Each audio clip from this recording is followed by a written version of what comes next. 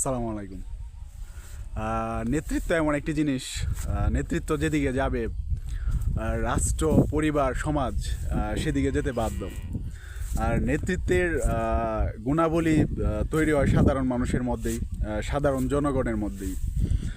যাদের মধ্যে মানুষকে ভালোবাসা, মানুষের জন্য ভালো কিছু করার প্রবল ইচ্ছা শক্তি থাকে, তাদের মধ্যেই নেতৃত্বের গুণাবলী তৈরি হয়। আর যারা সামনে থেকে নেতৃত্ব দিতে পারে তাদেরকেই বলা হয় নেতা।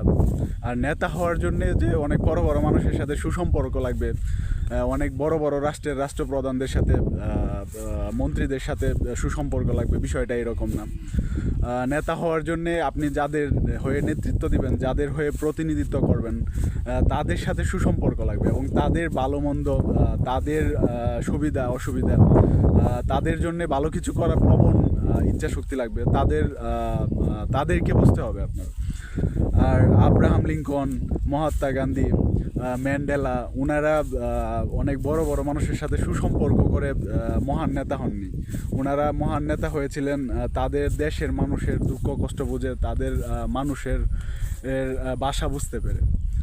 অসংখ্য ধন্যবাদ সবাইকে। আসসালামু আলাইকুম।